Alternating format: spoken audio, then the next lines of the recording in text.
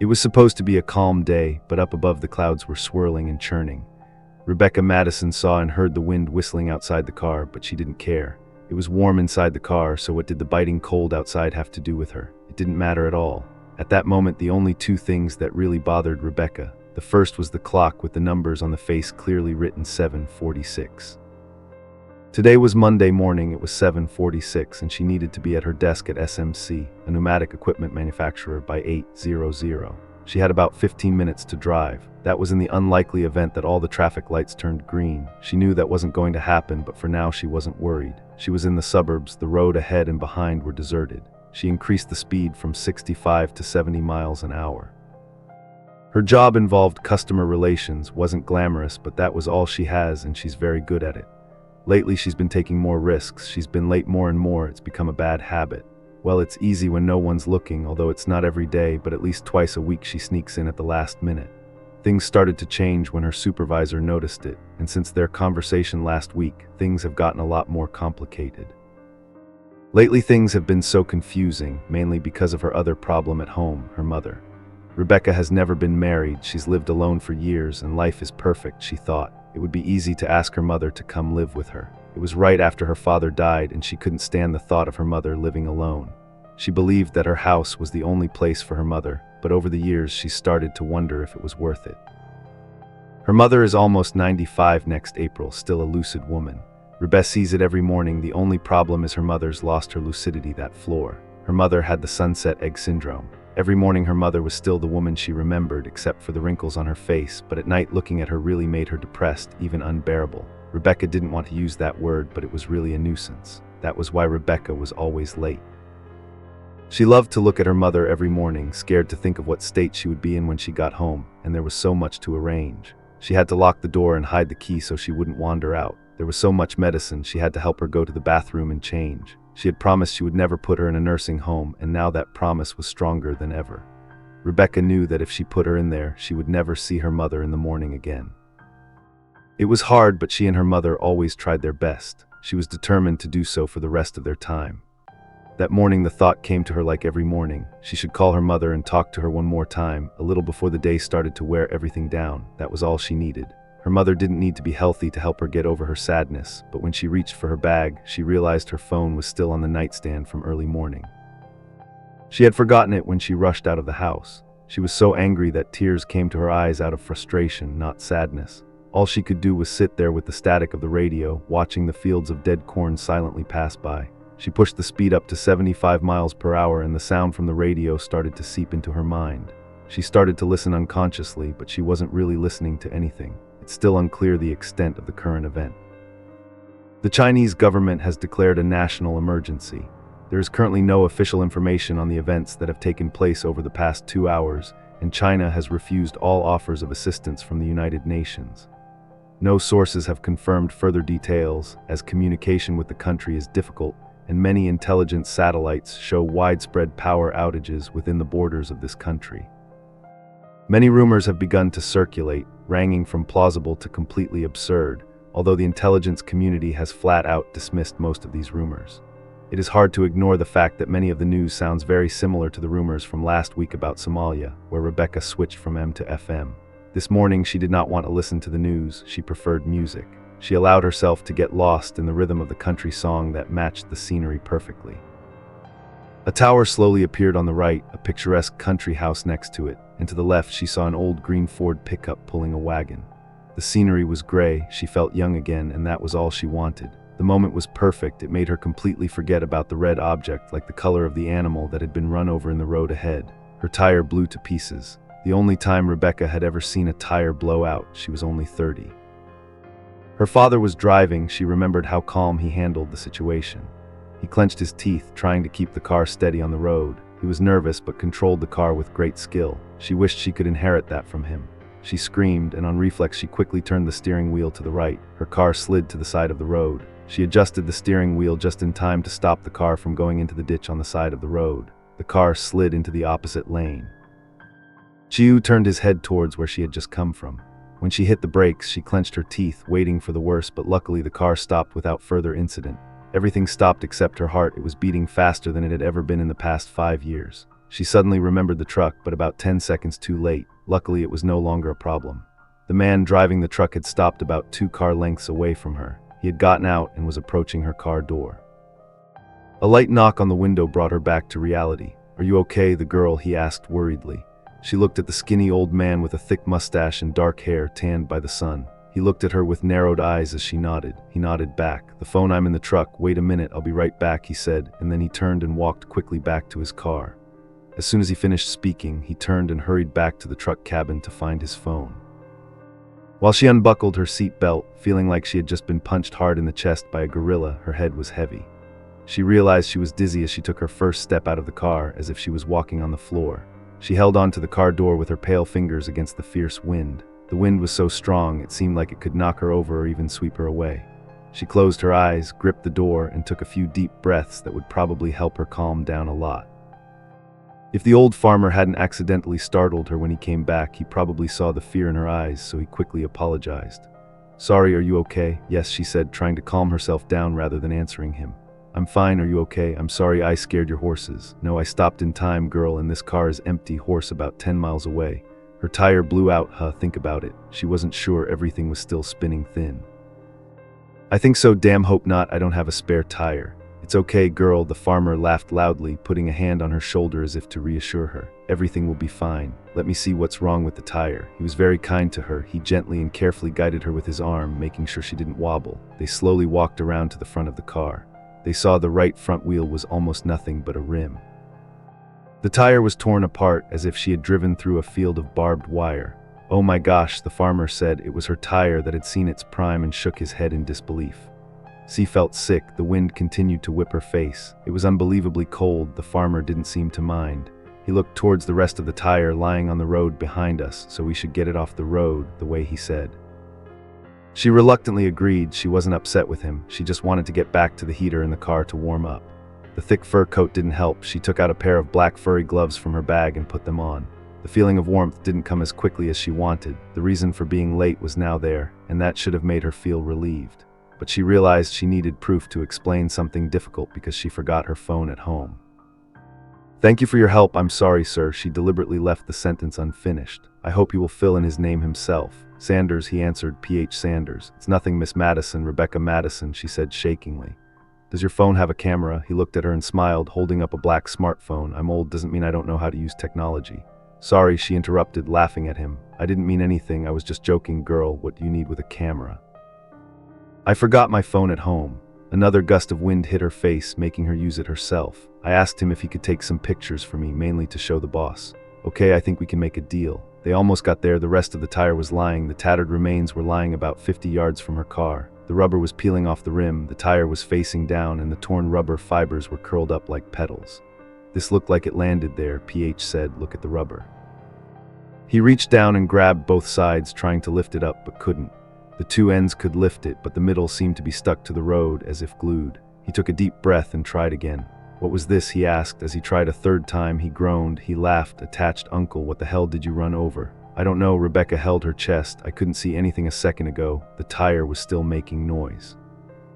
Then suddenly it wasn't there anymore. She hesitated when PH tried a fourth time because she saw something underneath the rubber. She only had a glimpse, but it looked like something red. "Wait," she said. "It looked like it was stuck to something sticky." "Yo, what kind of sticky is it?" "Super sticky." He must be laughing. Rebecca looked to both sides of the road to check if there were any cars. When she saw the road was still clear, she urged Mr. Sanders to try again. This time when he did, she saw the red mass again. At first it looked like a giant gum color. She was stunned, then knelt down. It was stuck to something squishy, something sticky. PH put the rubber back down and knelt down next to Rebecca.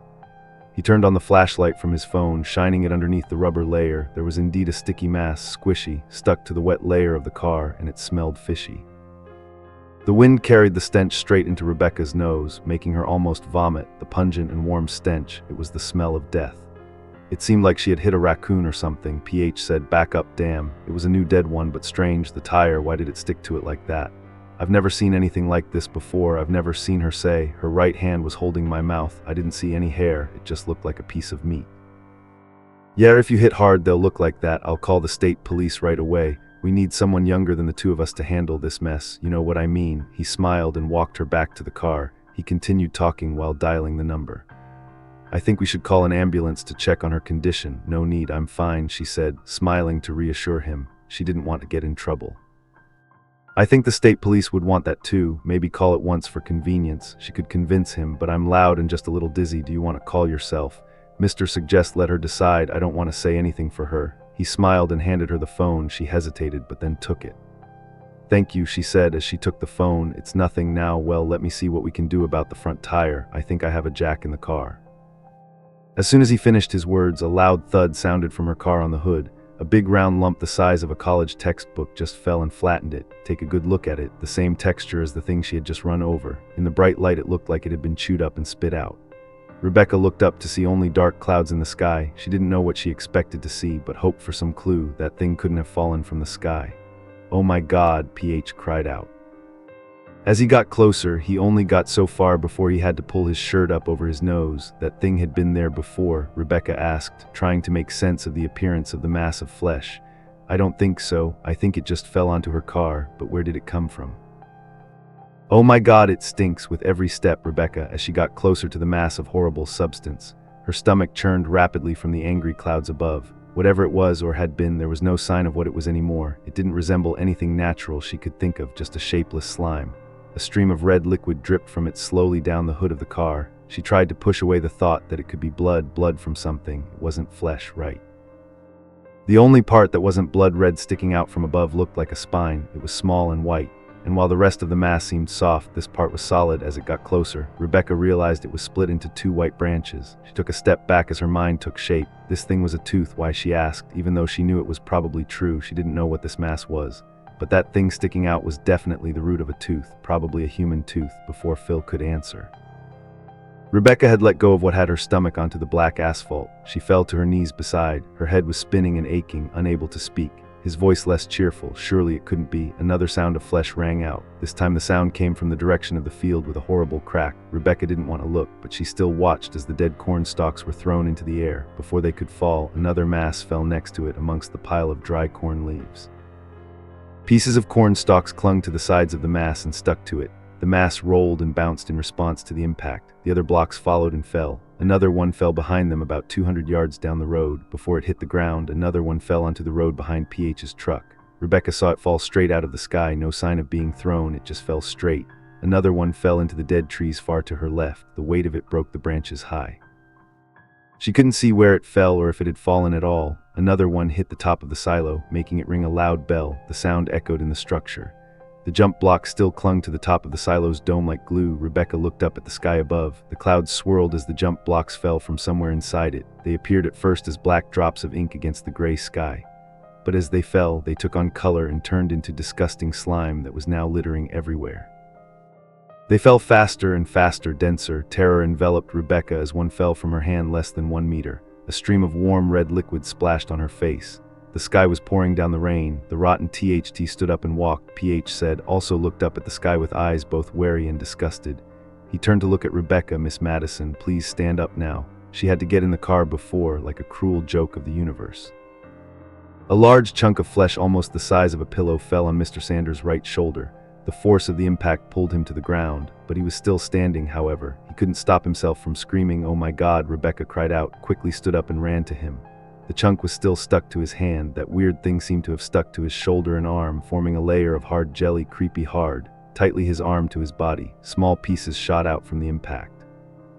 Stuck to his face and chest, he gasped in pain. I think it broke my shoulder. Damn, take it off. Please take it off. He begged. Yes, wait a minute, Rebecca said, eyes still looking up at the sky.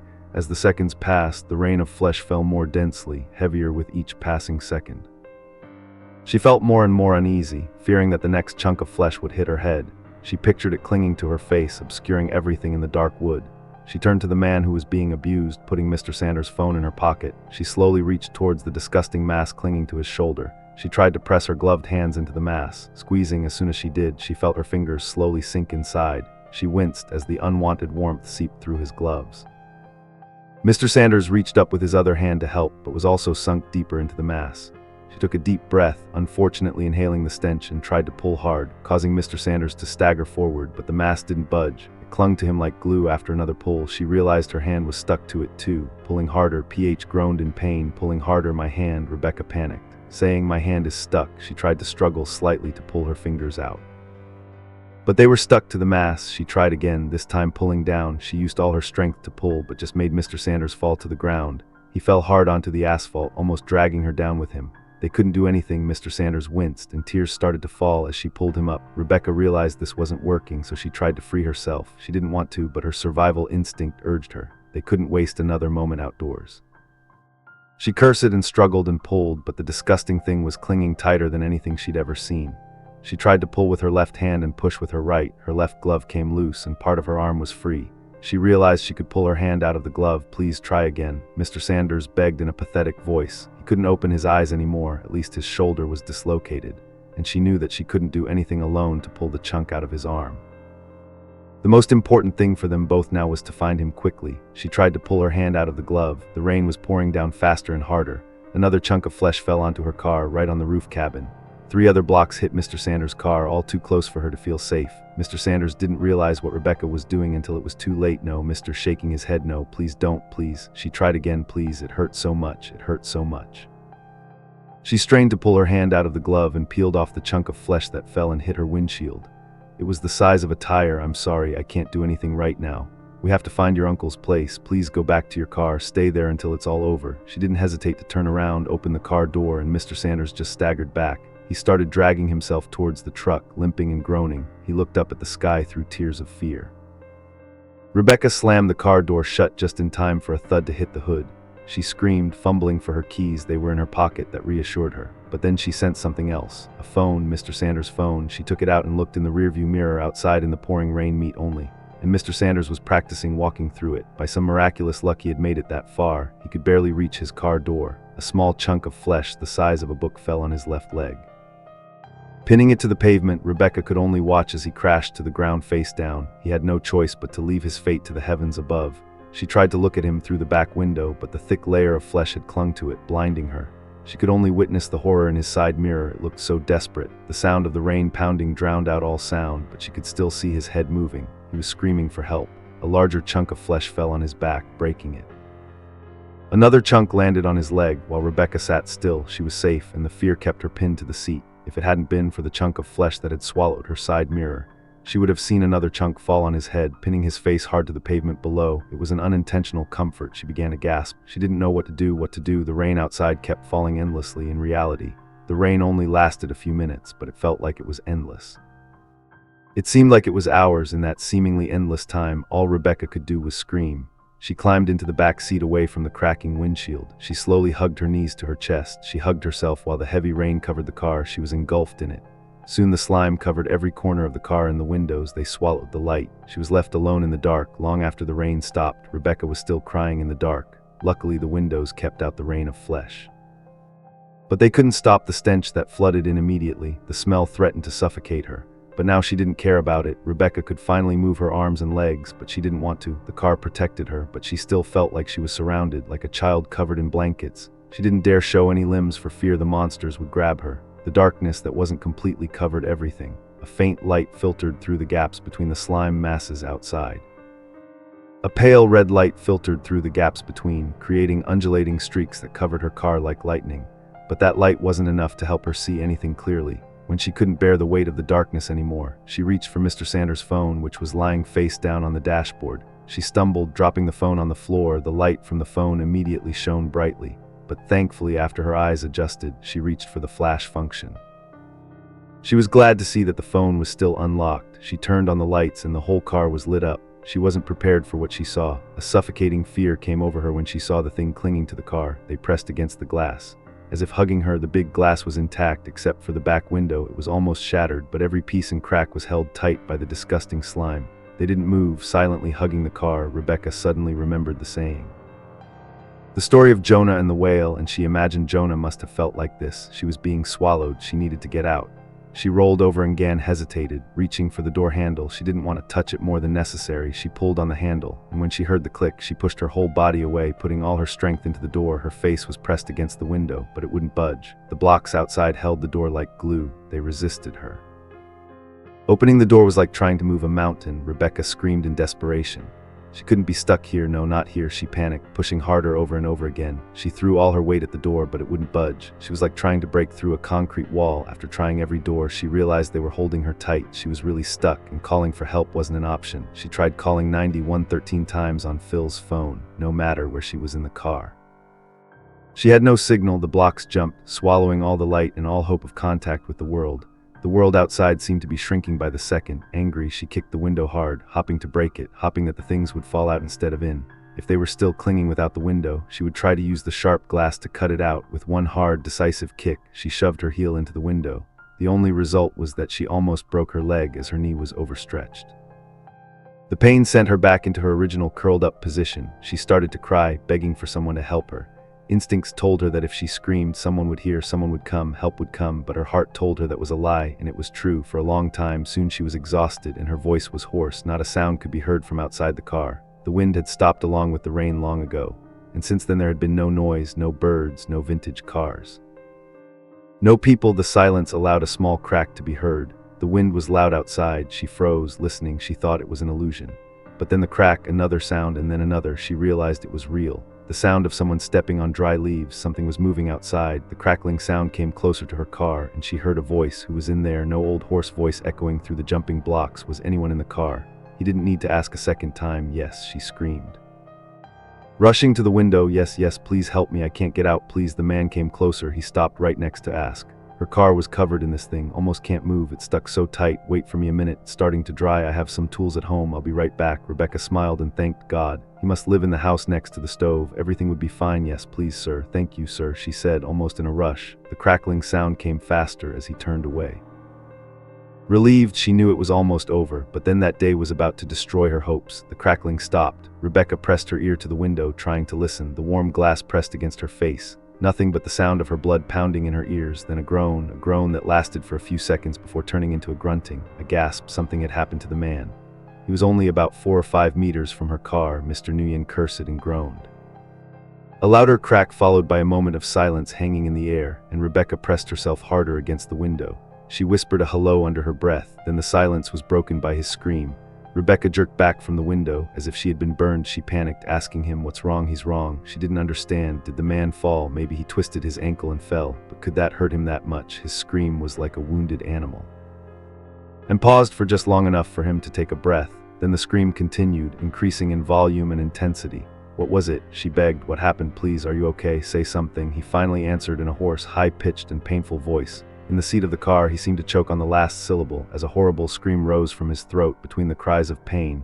Rebecca could only catch a few words of what happened next. The sound in the seat was growing. "Feel it. Don't get out of that car, oh my God, no." And then suddenly the scream stopped. The silence fell again, and Rebecca was shaking. Her mind was spinning. Her breathing was ragged and rapid. Tears warmed her cheeks. No, she couldn't let him leave her. She didn't want to be alone again this time. "Wake up. What's wrong, mister?" With a panic. She reached up and lightly tapped the front of the phone against the glass window. That's when the thing moved, almost perfectly in sync with her movements. One of the slime clumps clinging to the window began to move, pushing the light, showing her each disgusting string moving ever so slightly.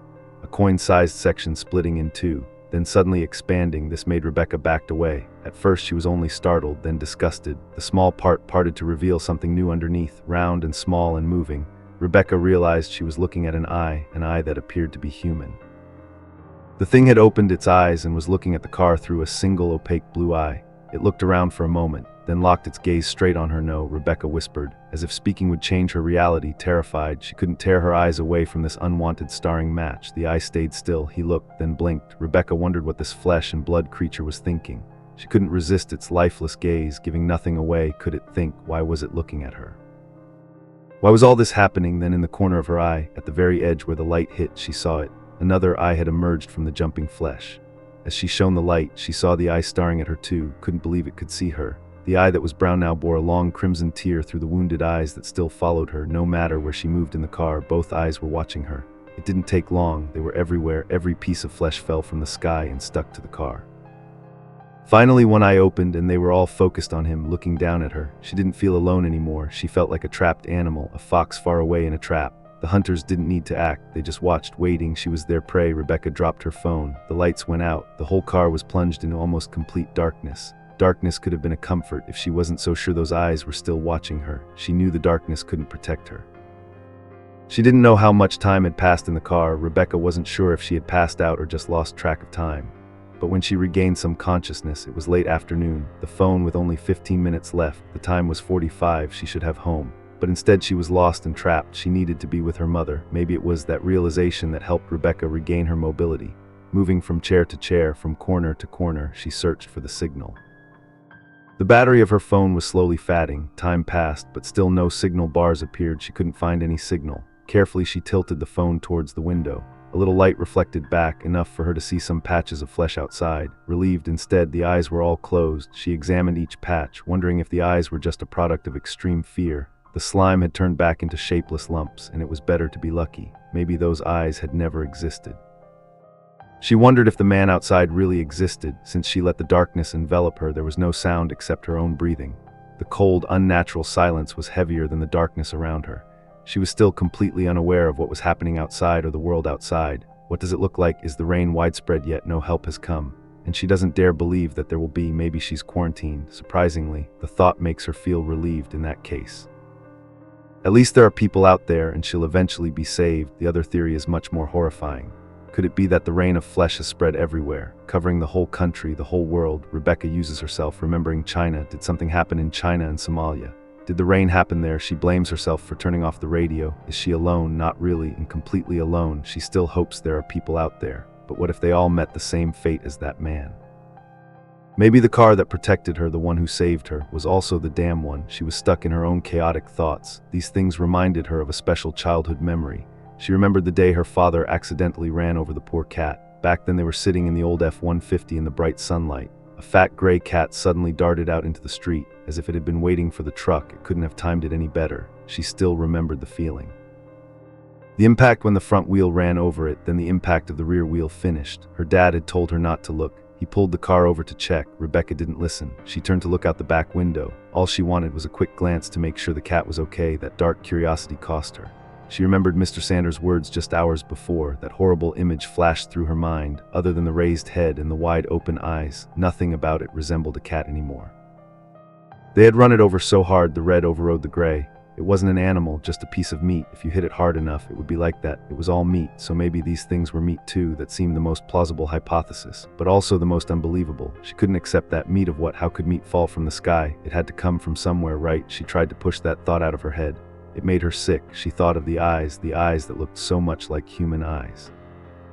Another thought slowly formed. It took root in her head like a cancer. The question of if those things were ever human. No, they weren't human. This was too horrible, too much death, too much meat. It was impossible in every sense. Where did they get so many people from? There must be millions and millions of people killed. In China there were billions. She thought maybe something worse than the rain. Did it happen in China? She told herself, stop it. The thought faded away like a horrible sound. It didn't matter anymore. She hadn't been paying attention. She was just minding her own business, wondering where those things came from. What good did it do? Who cared if they were human or not? She felt choked. All she needed was to get out of here. Her mother still needed her. Sweat rolled down her face. Outside it was only about -1. But inside the car was heating up. The slime was definitely the culprit. They were radiating heat, and their heat was going straight into the car. She took off her coat and sweater. She used her sweat-soaked bra to fan herself. Rebecca wondered how long it would take for them to cook her. If that was possible, she decided not to let herself die from the heat of the disgusting flesh. Put her phone on the dashboard. She moved to the driver's seat. She didn't like this. The chunks were sticking too close. But if she let herself get cooked anymore, she wouldn't be alive. She regretted it. She went back to the driver's seat. She couldn't stop thinking about driving away. It was impossible, but it was a hope. The windshield was blocked by the chunks, and they might as well have held the wheels to the ground. She would never move, couldn't go anywhere, wondered if the noise would make the chunks angry. She remembered the eyes. It had been hours since then. And the eyes hadn't turned around, thinking if they wanted to hurt her. They've been doing it for a long time. Rebecca started the car. The engine revved twice, and then started to explode. More heat came out of the vents in heavy wet waves. She choked as the new stench filled her right nostril. A moment later, the air conditioner started. The radio was silent, as she knew it would be. In the meantime, she tried pressing the gas, curious if the car would roll, switching into drive. She gently kicked the accelerator. The engine accelerated, but the wheels only jerked slightly, feeling like she was climbing over the curb. She increased the throttle, but the car still didn't budge. She cursed the damn wheels and her entire unlucky life. A groan rang out above her head, not a growl from the masses. but from her car the hood was caved in, something was pressing down on it. Through the window, she saw the masses jerking. They started to move in response. It must have been the noise of the car. She accidentally woke them up. Cursing her mistake, Rebecca pulled the key out of the ignition. The noise died down, but the things didn't stop them struggling to move. Pushing and shoving each other in the small space, maybe they were looking for Rebecca, holding her breath, waiting for those movements, making the car shake from side to side. The car was swaying harder and faster. She felt like she was going to throw up. The steering wheel was the only thing she had to hold on to. Luckily, the shaking didn't last long. Just a few seconds later, everything stopped. The car returned to balance. The air was still calm. Rebecca took a breath of exhaustion. She let go of the steering wheel. But as tears welled up, she reached for her phone. She had had enough. Never before she was so desperate to talk to her mother. Still no signal. Battery only 7 minutes left. Her heart was exhausted. She fell back into the back seat. No longer had the strength to cry. Everything was hopeless. Rebecca wasn't sure what made her check again. Maybe it was her habit in the back seat. She was still unconsciously refusing her fate. Looking back at her phone, she was weakly surprised. But finally a connection appeared. There was a signal. Rebecca wasn't sure her fingers had moved that fast. She dialed her home number. She raised the phone to her face, but didn't know if she could say anything. Her hands were shaking, covering her mouth. No evil in the world could compare to the next 10 seconds of waiting. Each beep seemed to hit her hard. It tore her deeper than any disgusting mass outside could. Make the burst of joy give way to pain. She could only hope that God, if there was a God, wouldn't let her down. That's what her mother always said. Her mother always have faith. And this time Rebecca's faith was rewarded. Hello. A weak voice came through the phone, weak but alive. Oh my God, Rebecca gasped. Oh my God, is that Mommy? Someone, her mother asked. Normally that question would have broken Team Rebecca. But today it was all she needed. Mommy, it's me, Rebecca, are you okay? Tell me you're okay. Of course you're okay, baby. She spoke calmly. Of course you're okay. Why wouldn't you be okay? Rebecca raised her fist and kicked her legs a few times in childlike joy. A smile on her lips. She's so wide it's hard to describe. Thank God her mother is safe. That means there's still hope. Maybe this nightmare isn't as widespread as she feared. Maybe, just maybe, there's still a chance for her, for everyone. Mom, what's going on over there, Mom? She's confused. There's nothing, there's not much here. Someone has to water the flowers. Mom should water the flowers. Rebecca says, no, don't go out, Mom. Listen to me. Can Mom turn on the TV? Is the TV saying anything? Do you want to talk to Rebecca, Mom? She asks, confused. Mom, it's Rebecca.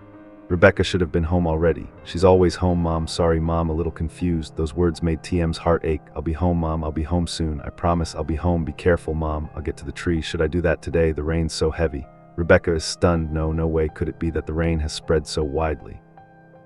Her house is miles away, but her mother is fine. Maybe she's just lucky. She's in home, and just those slime balls outside, she'll be fine. But what about the flowers? Rebecca knows her mother's temper when she's not sober.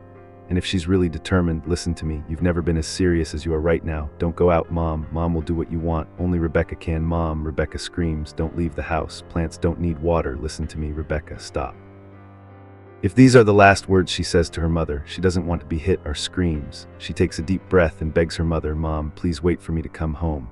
We'll water the plants together. Just wait for me to come home. Be quiet, okay, Mom? She replies, I'm home now, Mom, and Rebecca will water the flowers together. They really need it. I'll be home soon, Mom. The last words choke up. I love you, Mom. The call goes off. Only 3 minutes left. The battery is about to take her into the dark, but now she has to act. She has to get out. She couldn't save Mr. Sanders, nor could she help the other man. But she refuses to let anyone else die, not her, not her mother, no someone. Adrenaline rushed through her veins, and with a warrior's roar, Rebecca lunged at the window. It moved. The flash was bright. As the phone ran out of battery, every last drop was precious, and if it was turned off, Rebecca's hope was gone. She lunged twice more. She put her strength into her right shoulder, then her left. The door moved slightly, but still didn't open. A small ray of light came in from the edge. Both her shoulders were aching, so she lay on her back and kicked hard with her feet. The battery was 2 minutes left. Her legs ached, especially her right ankle. As the old pain returned, the pain didn't slow her down. Even though each kick seemed futile, she refused to stop. She would get out or die trying. She didn't know how true that statement was. A slimy mass moved in the corner. The light slipped through the newly formed crack between the door and the car. She didn't see it until it was almost touching her leg. When she saw it, she immediately pulled her knees up to her chest. A thin, tentacle-like mass of flesh had crawled into the car. It crept forward with what looked like claws. The battery arm fell down to one part. There was a noise behind her. Turning her head, she saw she was surrounded through the other door. More tentacles were crawling into the middle of the seat. There was no safety left. As the two sides got closer, the rear glass started to crack. As more slime pieces got into the gaps, they crawled through each piece of broken glass, dragging each piece of debris clinging to the tip of the tentacle. They were coming for her, but she was ready to face it. If anything, the invasion of those things encouraged her even more. Now her and her mother's lives were being threatened with her high heels. She stomped on the first tentacle that had invaded her space. It jerked and was pinned to the seat. At first she thought the liquid that leaked out was blood, but it flowed out slowly and thick. It stuck to her shoe like syrup. She screamed in disgust and threw the tentacle hard on the floor away from her. The door was pulled open by the slime for the tentacle to crawl in, and she saw her chance. She gave one last kick, both legs. The flashlight went out, and with a final scream, the light filled the car. The past few hours she had thought of everything that could happen, every scenario that ran through her mind like daydreams. The memory of the man had intensified most of those thoughts. She thought of the RCK under his feet and the horrible screams.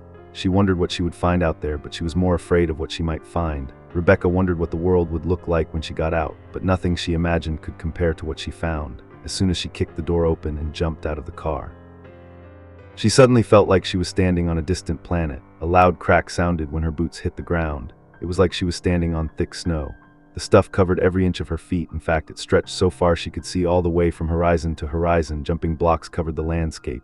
The landscape reminded her of Mars because there was no green around, the red stretching to infinity, the rough terrain, and all the trees that she saw along the fields that were gone now.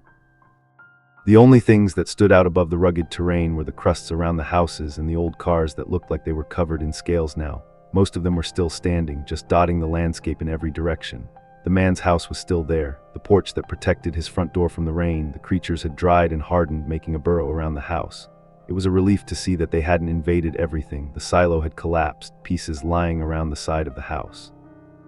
The weight of the things was probably too much for it to bear. Rebecca hoped her house had held up better. When she saw the old man, she couldn't help herself. She screamed. The old man stood motionless on his knees between her car and Mr. Sanders' truck. He was probably going to check on Mr. Sanders like he had done to her when the things got him. She saw it crawling up his pants leg, a cluster of tentacles, very similar to the ones that had crawled into the car. She crawled up his pants leg at the ankle where his skin was exposed. One of them had digging into his flesh. She watched the tentacles rise like a snake. They wrapped around his legs. They crawled down his body, and she thought she could see the tentacles branching out underneath his clothes. They wrapped around his torso, but they all stopped before they reached his neck. Blood soaked through the tops of his blue-buttoned shirt. The most horrifying part was his head. It was forced back in place, and his mouth was open, from which grew dozens of small stalks like blood vessels, ending in red petals like plant petals facing the sky. Liquid circulated inside them.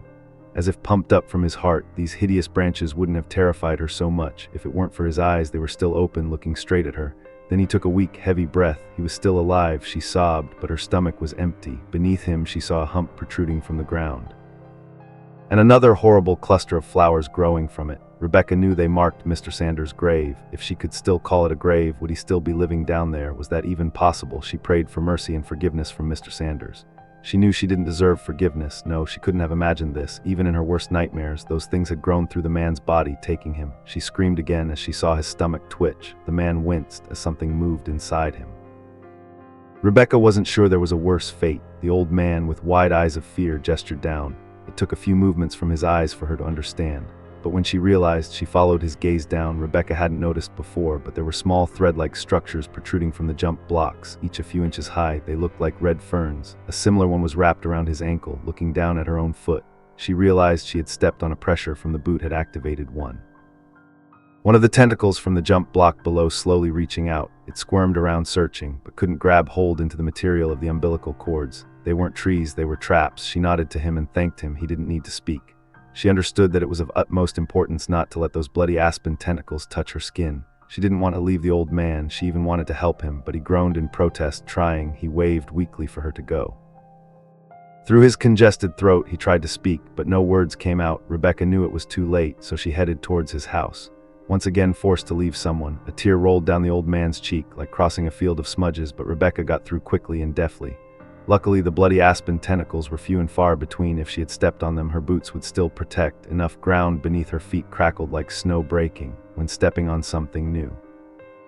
She heard a different sound, Jack's, this time not as light as snow, but as heavy as broken glass. Lifting her foot, she found it had crushed a mass of objects. The indifference made her continue forward regardless. Now there was no doubt about it. She was right. She had just stepped on a clock. Through the gaps in the block, she stepped onto the porch and found the door unlocked. The house was empty, at least as far as she could see. She called a few times to check, but no one answered, which made her incredibly grateful. She was still alone, sure, but she didn't want anyone in that house to see what had happened to the old man.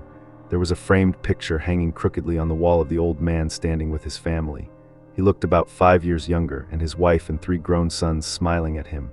The eldest son held a child on his knee. Now the child was probably only 8. She didn't want to imagine what had happened to them.